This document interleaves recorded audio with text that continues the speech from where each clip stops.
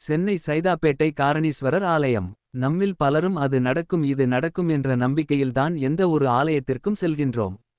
ஆனால் அங்கு அந்த ஆலயம் எப்படி வந்தது, அதன் மகத்துவம் என்ன என்பதை தெரிந்து கொள்வதில் ஆர்வம் காட்டுவதில்லை.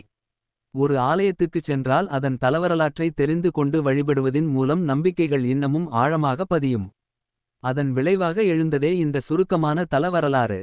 தல வரலாறு. ஒரு முறை வசிஷ்ட முனிவர் தாம் செய்ய இருந்த யாகத்துக்கு பல பொருட்களையும் வாங்க வேண்டும் என்பதினாலும் யாகம் தடங்கல் இன்றி நடைபெற வேண்டும் என்பதற்காகவும் இதை கேட்டாலும் உடனடியாக தரும் காமதேனு பசுவை சில நாட்கள் தமக்கு இரவலாக தந்து உதவ வேண்டும் என தேவேந்திரனான இந்திரனிடம் வேண்டுகோள் விடுக்க தேவேந்திரன் தனது காமதேனு பசுவை அவருக்கு சில நாட்கள் வைத்திருக்கும்படி தந்தார். அந்த பசுவும் வசிஷ்டரிடம் இருந்தது. ஒரு நாள் அந்த பசு யாகம் நடந்து கொண்டு இருந்த இடத்தில் இடையூறு செய்ய கோபமடைந்த வசிஷ்டர் அந்த காமதேனு பசுவை காட்டில் திரிந்து அலையும் காட்டு பசுவாக மாறி திரியுமாறு சாபமிட்டார்.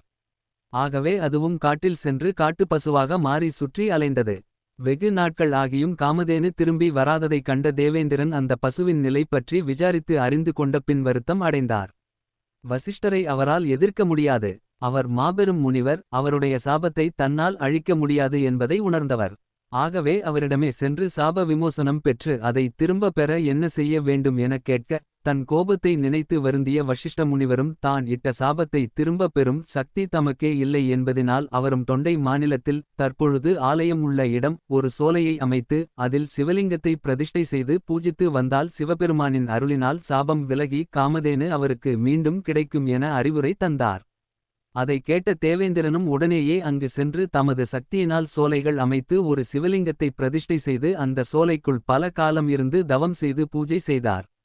சில காலம் பொறுத்து அவர் தவத்தை மெச்சிய சிவபெருமான் அவர் முன் காட்சி அளித்து அவருக்கு என்ன வேண்டும் எனக் கேட்க தேவேந்திரன் நடந்தது அனைத்தையும் கூறி தமக்கு காமதேனு பசுவை திரும்ப கிடைக்க அருளுமாறு கேட்டார். சிவபெருமானும் மகிழ்ச்சி அடைந்து காமதேனுவை மீண்டும் அவருக்கு கிடைக்க வழி செய்தார். சோலை வளர்த்து மழை பொழிவித்து அந்த இடம் குளுமையாக இருந்ததினால் அதை காரணி அதாவது குளுமை என அழைத்து அங்கு ஈஸ்வரரை வழிபட்டதினால் காரணி ஈஸ்வரர் என்ற பெயரில் ஆலயம் அமைய நாளடைவில் அது மருவி காரணீஸ்வரர் என ஆயிற்று. ஆலயம் சுமார் 750 வருடத்திற்கு முற்பட்டது என கூறுகிறார்கள். இந்த வீடியோ உங்களுக்கு பிடிச்சிருந்தா லைக் பண்ணுங்க, ஷேர் பண்ணுங்க, கமெண்ட் பண்ணுங்க. மறக்காம இந்த சேனலை சப்ஸ்கிரைப் பண்ணுங்க. நன்றி.